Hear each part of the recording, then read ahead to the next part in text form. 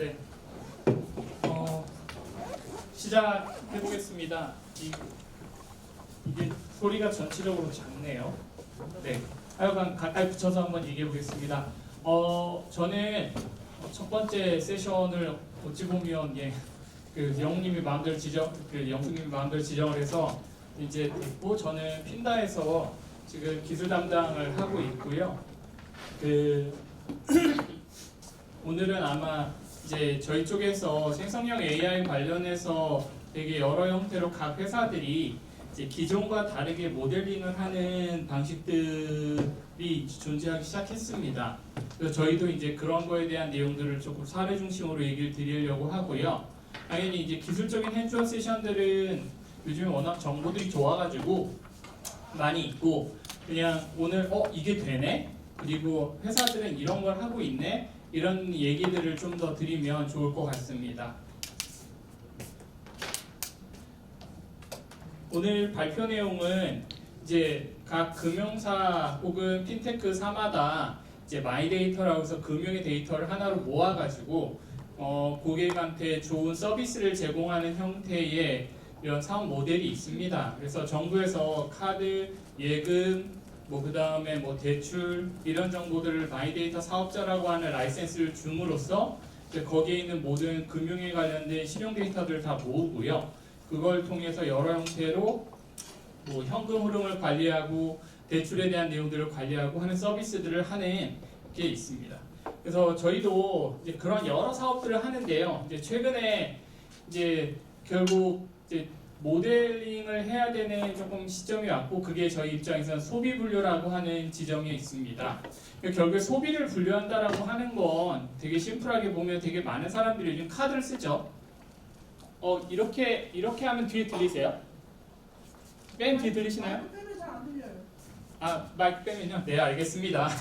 그래서 이제 그런 분류한다라고 하는 건 저희가 대부분 카드를 사용하기 때문에 이 카드에 관련된 내용들을 어떻게 우리 입장에서 이제 데이터를 하시는 분들 입장은 태깅을 하고 분류 기준을 만들 거냐, 이게 굉장히 중요한 숙제입니다. 그래서 다른 회사들이 어떻게 하는지 그런 것들을 짧게 먼저 배경을 말씀드리고, 그러면 이제 그런 것들을 어떻게 이런 늦게 시작하는 회사들이 LLM이라고 하는 것들을 통해서 할 수 있을지, 이런 얘기들을 좀 말씀을 드려보는 시간입니다. 네. 현금 흐름을 잘 관리해야죠. 저희가 얼마 쓰고, 그래서 요즘에 이제 기분이 좋으신 분도 있고 나쁘신 분들도 있을 거예요. 주식이 계속 떨어지고 미장이 굉장히 슬픈 상황이어서, 테슬라도 그렇고 저도 이제 미장 주식을 좀 하나 들고 있는 게 있는데, 이제 결국에 현금이 되게 빡빡해지고 이제 언제 매수를 할 건지에 대한 현금 흐름을 관리해야 되는 시점이 다시 왔습니다. 결국 현금 흐름을 관리한다라고 하는 게 의외로 금융 파이낸스는 내가 얼마나 쓰는지 사람들이 의지를 가지고 안 해요. 첫 번째 어렵고요. 두 번째 잘 안 봐요. 그리고 안 보고 싶을 때도 있어요. 그러다 보니까, 근데 다만 불필요한 소비를 줄이는 작업은 굉장히 필요한 게, 제 친한 지인이 대학에 박사과정을 해서 모았던 돈이 박사과정 끝나면서 한 1억 2천 정도를 모았다고 하더라고요. 그러니까 결국 그 친구는 뭐를 했냐면 어카운트 북을 엄청 오래 썼어요. 정말 징그럽게 쓰더라고요. 그래서 결국 우리가 현금 흐름에 대한 내용들을 잘 알면 돈이 모인다, 소비를 효율화할 수 있고, 그래서 지금 잘하고 있는 회사들이 토스, 뱅셀, 카드사, 그럼 우리가 이제 어떻게 핀다 같은 저희 회사 따라갈 거냐, 이런 거죠. 근데 모델링에 대한 여러 방식들이 되게 많아요. 그리고 전통적인 방식들도 굉장히 이미 널리 알려져 있고, 근데 그걸 계속 따라가려고 하면 되게 많은 데이터 분석가나 이런 사람들을 계속 리소스를 써야 되는데, 그걸 쉽게 하는 방법을 고민하는 겁니다.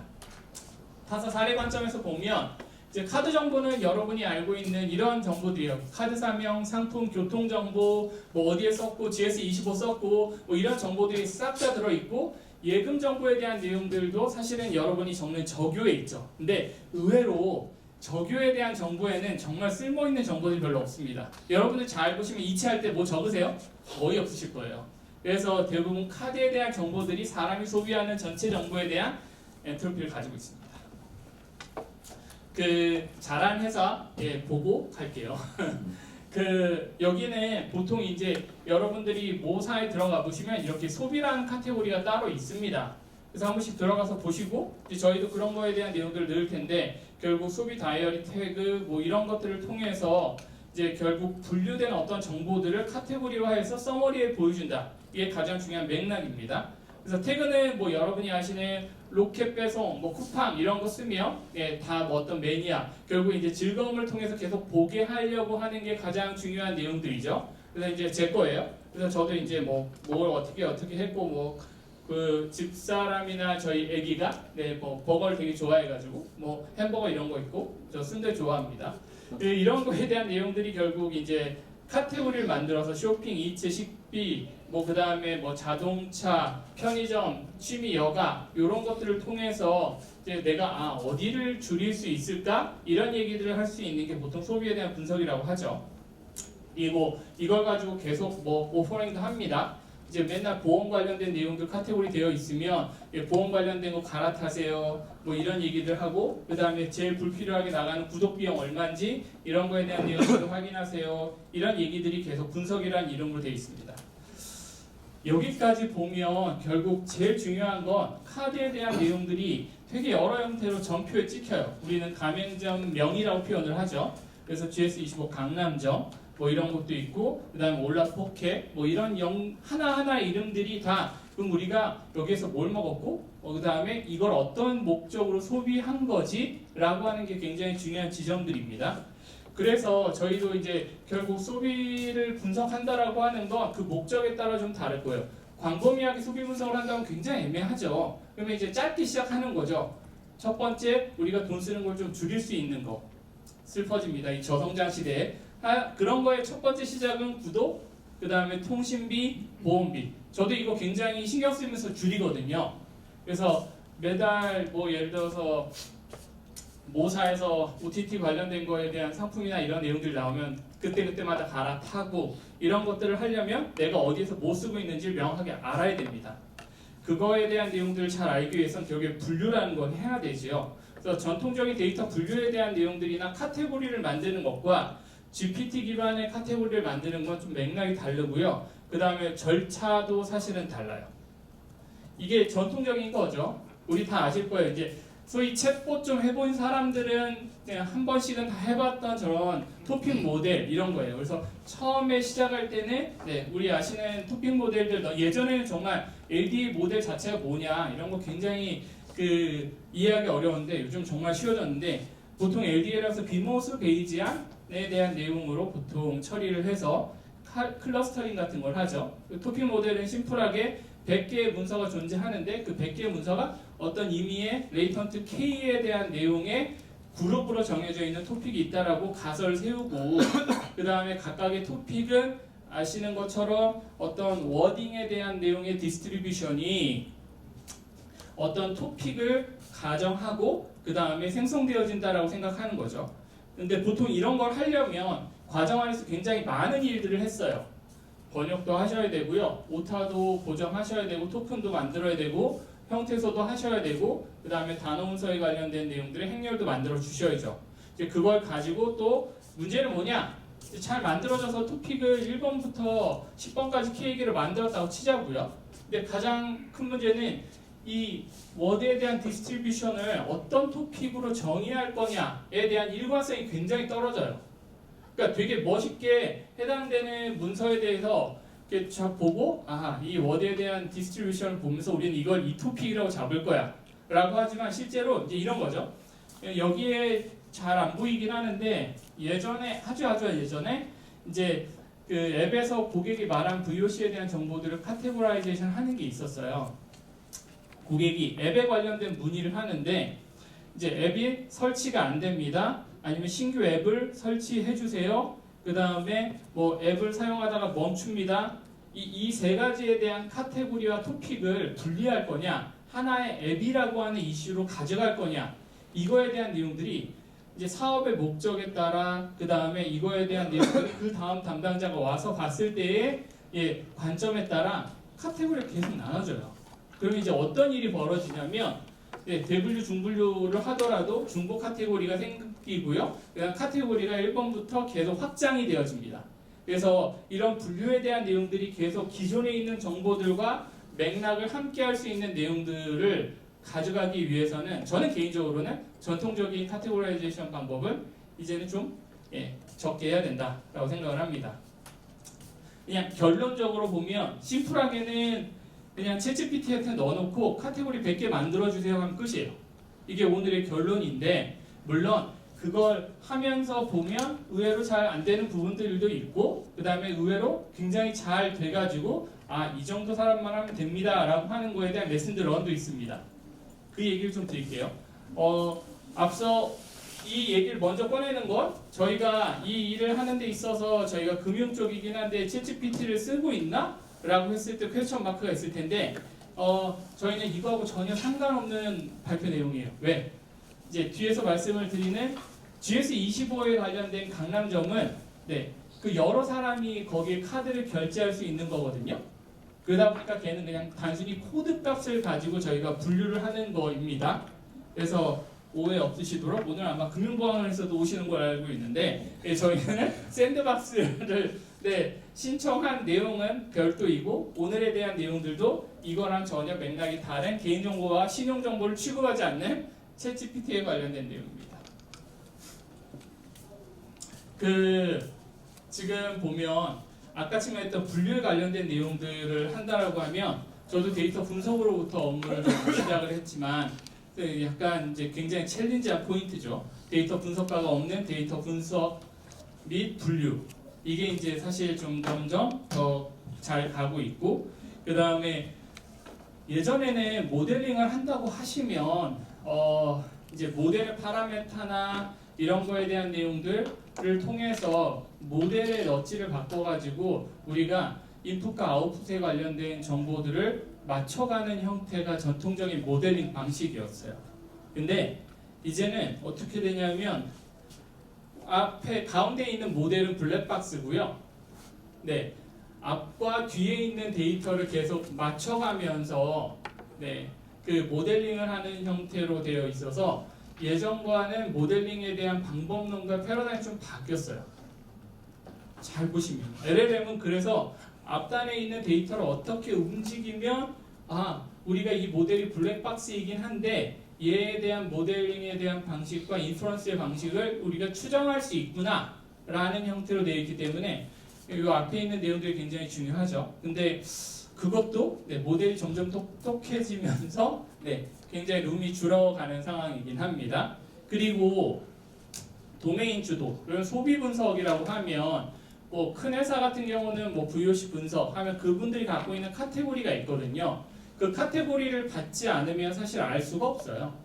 그리고 소비 분석에 대한 내용들도 결국 그 기획서에 대한 내용들이 있어야 사실은 갈 수 있고 근데 그 예전과 좀 다르게 이런 카테고리에 대한 내용들을 일반적인 사회과학 관점에서나 사회통계학적 관점에서 챗GPT나 이런 LLM들은 어느 정도 분류를 할 수 있다라는 거죠. 심지어는 그거에 대한 목적과 니즈도 어느 정도 집어넣으면 굉장히 효율적으로 워킹합니다. 그래서 이제 그런 거에 대한 내용들도 결국 도메인을 하는 사람만 있으면 데이터에 대한 분석가가 없어도 관련된 내용으로 충분히 데이터를 분류하고 작업을 할 수 있겠다라는 겁니다. 이런 게 있었군요. 아이고 죄송합니다.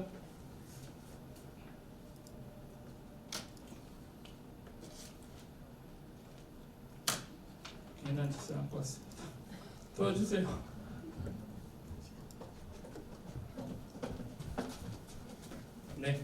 된 것 같아요. 그래서 뭐 방법론은 예전과 다르게 이렇게 이제 모델링에 대한 방법들이 이제 모델은 블랙박스고 많이 바뀌었다 이런 겁니다. 저는 각자 뭐 스타일이 다 다르세요. 이제 그 모델링 하신 분이나 데이터 사이언티스트 하시는 분들은 일단 뭐 LLM이나 라마나 이런 영역의 일들을 되게 많이 욕심내서 하시는데 저는 베이스라인 모델들을 예전에는 되게 못생긴 애를 만들고 거기서부터 모델이 이렇게 올라가는 형태가 일반적인 모델링에 대한 개선 전략이었거든요. 근데 이렇게 굉장히 그 골든셋이나 그라운드 완전히 이제 그 소파 있는 형태의 이런 모델링 방식들은 오히려 가장 잘하는 애를 먼저 만들고 그걸 가지고 비즈니스 관점에서 가져가고 비용의 관점과 개인정보의 관점에서 그 다음에 어떤 걸 예제화할 건지에 대한 방식이 훨씬 더 효율적으로 가는 것 같아요. 근데 이제 멤버들이 항상 하다 보면 어느 순간 아무 소리 안 하고 있으면 로컬 모드를 쓰고 있어요. 성능도 안 좋은데 이걸 왜 하는 거야? 라고 얘기하면 이제 그런 관점에 있는 내용으로 저는 초기 모델은 최대한 회사를 잘 설득해서 비싸게 가고 그리고 나서 그걸 가지고 정답셋을 만들어서 자체 모델로 모델링을 하는 걸 추천합니다. 그럼 그거 어떻게 할 거냐? 이제 크게는 저희가 뭐 내부망, 업무망 이렇게 되어 있긴 한데 조금 이제 컨셉만 이렇게 잡았던 거고 결국 이제 신용 정보에 대한 내용들은 내부에 있죠. 저희 이제 소위 망분리라고 하는 그런 인터넷이 안 되는 그런 동네 데이터가 있습니다. 그래서 이제 여러분들이 마이데이터 연동을 하게 되면 이런 관련된 정보들을 1차적으로 받고요. 그 다음에 이때 이제 카드에 대한 내용들의 명세를 저희가 딱 추출을 해요. 이때 가장 중요한 추출 정보들은 이제 K 아노니미티라고 표현을 하는 적어도 GS25 강남점이 5명은 이상이 되는 그런 형태에 있는 그 카드 가맹점 정도만을 추려가지고 별도로 이제 개인정보가 아닌 것들을 확인한 뒤에 끄집어냅니다. 이제 이렇게 되면 어떻게 되냐면 그 정보는 개인 신용 정보가 아니고요. 사실은 그냥 일반적인 코드 정보예요. 테이블, 코드값. 그래서 뭐 GS25 광화문점 뭐 이런 것처럼. 그래서 이제 그런 정보를 가지고 마음대로 이제 챗GPT에다 넣어서 분류를 할 수 있는 거죠. 그럼 이제 여기에 상위단에 있는 내용들은 결국에 분류에 대한 카테고리를 만드는 작업이 제일 중요합니다.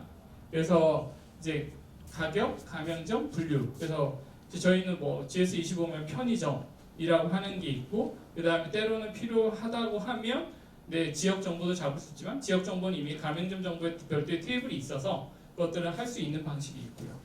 그러면 보통 여기까지 해서 하는 제일 중요한 지점은 카드의 가맹점의 결제 정보를 가지고 학습 데이터까지만 만드는 거예요. 그러니까 저는 엔드투엔드로 모델링을 하는 방식들이 굉장히 효율적이고 의미가 있지만 첫 번째는 저는 LLM은 약간 데이터를 잘 굉장히 깔끔하게 만들어주는 형태의 데이터 어규멘테이션의 영역으로 현재 쓰고 그 다음에 그 뒤에 여기서 만들어진 태깅된 데이터들은 이외 모델링을 통해서 되게 심플하게 할 수 있어요. 그러니까 저희가 데이터가 결측치도 많고 뭐 아웃라이어도 많고 그 다음에 뭐 중간에 이상한 데이터도 많았던 것들 때문에 모델링의 난이도가 높은 거지. 근본적으로 학습된 그 다음에 전처리 돼서 들어오는 데이터 자체가 굉장히 심플하며 그걸 기반으로 해서 여기 같은 경우는 뭐 랜덤 포레스트니 뭐 이런 추론 모델도 필요 없고 정말 심플하게 여러분이 그 사전 오픈소스 있잖아요. 그 형태소 오픈소스 프로그램 같은 거에다가 커스텀 사전에 분류 태그된 이 정보를 그냥 커스텀 딕으로 넣고 그리고 나서 별도의 형태소를 매겨가지고만 하셔도 바로 할 수 있습니다. 그래서 이 작업들을 이렇게 조금 더 쉽게 할 수 있는 다양한 방식이 있고 이런 것들은 인터넷이 안 되는 내부에 있는 망에서 그냥 아주 심플한 모델로 실제 서비스랑 붙여서 소비 태그를 할 수 있는 거죠. 그러면 처음에 얘기했던 다른 회사 같은 경우 뱅크샐러드나 이런 회사들은 그것만 분류해서 모델을 만드는 그 머신러닝 엔지니어도 굉장히 많이 있거든요. 그리고 그 모델도 실제로 운영을 하고 계시고 근데 이렇게 하면 훨씬 더 쉬운 모델링 방식과 그 다음에 그 해당되는 데이터에 대한 되게 클린징이 잘 되어 있는 형태로 가져갈 수 있어서 이전보다 모델링에 대한 난이도도 높고 심지어는 운영성도 좋아요. 왜 운영성이 좋다라고 하는 건 뒤에서 말씀을 좀 드려볼게요. 한 2페이지 뒤에 있는 것 같은데 운영성이라고 하는 건 일단 두 가지가 있어요. 하나는 이거 하는데 어떤 정도의 난이도 있는 친구들이 해야 되느냐 이게 되게 중요하고요. 그 다음 두 번째는 그 데이터에 대한 내용이 결국 추론에 대한 게 어떤 시대상을 계속 반영해야 되잖아요. 그래서 뭐 이전에는 태깅을 못했는데 챗GPT나 클로드나 뭐 클로바나 모두 다 계속 끊임없이 지금 최근에 나오는 온라인 데이터들을 학습을 하고 있을 거예요.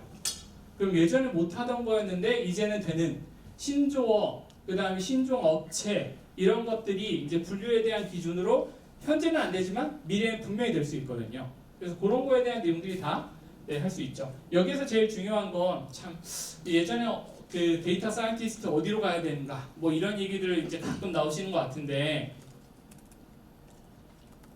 이 일을 결론적으로는 학부 4학년 인턴 한 친구가 했어요.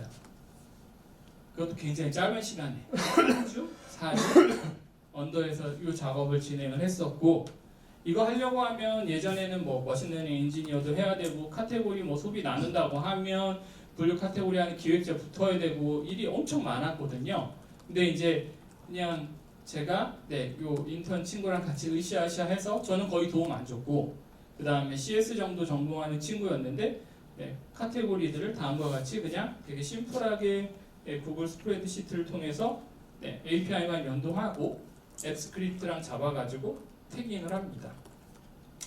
그리고 그 포5도 안 써요. 옛날에 이거 좀 한지 오래됐지만 터보 버전을 썼었고 일반적으로 이런 분류 모델을 할 때 사용되는 튜닝 파라미터들을 그냥 집어넣고 굉장히 난이도 낮게 했음에도 불구하고 전체적인 카테고리에 대한 내용들은 W 17개, 소분류 69개. 이게 카테고리를 나누는 작업을 한 번만 해보시면 이게 얼마나 그 고통스러운 일인지 알아요.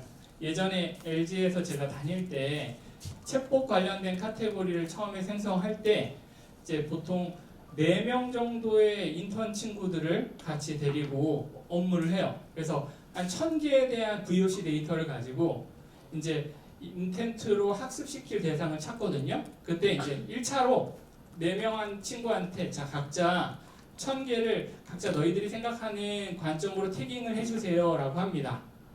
근데 코드도 없어요. 왜? 카테고리가 없잖아요. 그러니까 일단 만듭니다. 그렇게 하고 나서 각자 4명이 1000개의 각자 그 태그를 만들고 그리고 나서 알파 누머릭으로 소팅을 해요. 표기법은 다 맞춰야 되니까 알파 누머릭으로 소팅하고 비슷한 놈이 있으면 비슷한 놈을 사람이 다시 머지를 합니다. 그리고 나서 이제 얘를 중분류 기준으로 작업을 하면 좋지만 그렇게 안 해요. 지금은. 그렇게 하고 두 번째 이제 다시 태깅을 해요. 이 사람이 정의했던 우리가 합의했던 그 카테고리 기준으로 자 각자 태깅을 합시다. 근데 태깅하다 보면 마음이 바뀌어요. 이건 얘였는데 얘네. 이런 지점이 생겨요. 그럼 3바퀴 돌아요? 4바퀴 돌아요? 한 4바퀴 돌고 나면 이제 중분류, 대분류를 잡기 시작합니다. 그럼 이제 대분류, 중분류 다시 합치거든요. 근데 이 대분류, 중분류도 한 바퀴, 2바퀴 돌 때마다 조금씩 바뀌어요. 얘가 얘인가? 얘가 얘인가? 이렇게 돼요. 그래서 거의 그 악마의 굴레에 돌아가는데 그거에 대한 내용들을 나중에 해놓고 나면 또 바뀌어요. 그 다음날 화장실 갔다 오고 나면 이거 얘로 넣었어야 되는데 이 생각을 합니다. 그래서 해보신 분은 아는데 그게 굉장히 일관성이 있게 된다는 게 굉장히 중요해요. 그리고 그 일관성이 전체 영역에서 틀어지지 않고 카테고리를 유지보수할 수 있다는 게 막강하다고 생각을 합니다. 그래서 이제 이런 거에 대한 내용들이 각자 카테고리 기준으로 다 이제 그 멤버가 그 3주밖에 안 된 친구가 이 작업을 했었던 거고 당연히 이제 그 카테고리가 안 되는 거에 대한 내용들을 정보 없음으로 처리하는 게 훨씬 더 좋습니다. 그럼 이게 뭐가 좋을 거냐 이런 거죠. 그러니까 저는 2가지가 봐요. 그러니까 이제 글로벌 시대잖아요. 직구도 많이 하세요. 이 아이허브 이런 거 태깅하는 게 생각보다 굉장히 외부에 있는 데이터들이어서 따라가기 쉽지 않습니다. 이거 어찌 약국과 홈쇼핑이라고 쇼핑몰이라고 생각을 하냐고요. 굉장히 어려운데 이런 거에 대한 내용들이 소매업 쇼핑 약국이라고 명확하게 태깅을 잘 해주고요. 그 다음에 해외에서 먹었던 음식점에 대한 내용들도 챗GPT나 이런 친구들은 별도로 태깅을 해줍니다. 절대 한국에서는 볼 수 없었던 음식점인데요. 물론 항상 잘 되는 건 아니에요. 근데 여기에서의 시사점이 좀 있긴 한 게 터보로 했었잖아요. 이 중에 잘 안 됐던 게 이런 겁니다. 올라 포케 여러분들 많이 드시죠? 이 하와이안 포케 음식인데 그럼 이제 미국 음식이죠 하와이. 근데 이제 저 올라라고 하는 게 스페인어 멕시코어예요. 그러다 보니까 이제 저걸 가지고 관련된 음식에 관련돼서 잘못 태깅을 해요. 왜냐면 우리는 한식도 알아야 되고 중식도 알아야 되고 뭐 그 뭐 해외 그 다른 각자 나라의 음식으로 분류할 수 있는데 이런 거에 대한 내용들이 이렇게 잘못 해결될 수 있는데 또 웃긴 건 챗GPT한테는 터보 모델에서는 이렇게 나오는데 클로드한테 물어보면 이제 또 저렇게 답변을 해요. 그리고 최근에 4.5 기준으로 그냥 간단히 집어넣어서 하면 잘 태깅을 해서 알려줍니다. 여기에서 굉장히 중요한 레슨들 런이 있어요. 그러니까 모델이 계속 발전되면서 결국 계속 분류에 대한 기준들의 확장들이 넓혀져야 되는데 그걸 누가 어떤 방식으로 운영할 거냐는 거예요. 그러니까 저는 챗봇이 가장 크게 망한 이유는 운영성이 떨어져서예요. 새로 말을 알아듣게 해야 되고 인텐트에 대한 내용들을 넣어야 되고 이런 거에 대한 사항들이 그때마다 큰 회사, 작은 회사든 비용이 드는 일이거든요. 근데 이런 거에 대한 신규 데이터에 대한 학습들이 자연스럽게 대형 LLM을 통해서 만들어지다 보니까 여기에서는 사실 운영성에 대한 내용들은 넘사벽으로 정리가 됩니다. 물건 이런 밀가, 이 밀가이 뭔지 아세요? 이게 잘 봤더니 족발집더라고요. 그리고 이런 형태처럼 지금은 잘 모르죠. 근데 시간이 좀 지나면 학습을 해요. LLM이. 그게 굉장히 다른 지점들입니다. 4분이 남았는데 그래서 정리를 좀 해볼게요. 저희는 이제 생각을 해봐야 됩니다. 데이터를 보시고 LLM을 보시는 분들이라고 하면 이제 우리가 가야 할 길이 어디냐. 그래서 제가 최근에 이제 몇몇 회사를 좀 만나서 이 얘기를 하는 기회가 있어가지고 좀 말을 하다 보니 DA 데이터 애널리스트의 미래에 대해서 굉장히 이제 많은 고민들이 있으세요. 뭐 리텐션, 그 다음에 내가 그냥 쿼리 머신이냐, 뭐 이런 영역이 있는데 개인적으로는 LLM에 대한 방향이 굉장히 중요한 커리어 패스의 방점이라고 보고 왜냐? 모델링에 대한 내용들의 파라미터가 예전에는 이렇게 모델에 대한 정보들을 막 바꾸면서 정보의 인풋과 아웃풋의 프리딕션에 대한 내용들을 굉장히 잘 맞춰서 좋은 모델을 만들었다면 지금은 약간 응용과 그다음 앞단의 데이터를 어떻게 잘 감각 있게 넣어주냐에 따라서 많은 일들을 할 수 있게 돼요. 그래서 이제 분석가가 불필요한 시대가 오기 때문에 우리 좀 방향을 정의해서 해야 된다. 그 다음에 모델에 대한 방법론이 굉장히 많이 바뀌고 있고 그거에 대한 내용들을 어떻게 할 건지에 대해서 여러분들도 고민하고 있고 앞으로도 더 중요하게 될 거다. 그 다음 여기에서 데이터를 보는 사람 아니고 기획자 중심에 있는 얘기들만 따져서 보면 그 도메인 지식하고 사업을 바라보는 사람들이 이제는 버티컬 영역에서 혼자 다 할 수 있다. 도구의 시대라고 합니다. 우리 잘 해봐야 되는 상황이고 그게 이제 이런 거죠. 그러니까 되게 큰 회사든 작은 회사든 경영진이 바라보는 제일 중요한 맥락은 그냥 빨리 해줬으면 좋겠어요. 아시잖아요? 그냥 빨리 해줬으면 좋겠어. 근데 이 빨리 안 되는 이유는 해당되는 사람이 빨리 안 하는 일도 있지만 여러 조직에서 커뮤니케이션 하는 거에 대한 코스트가 제일 커요.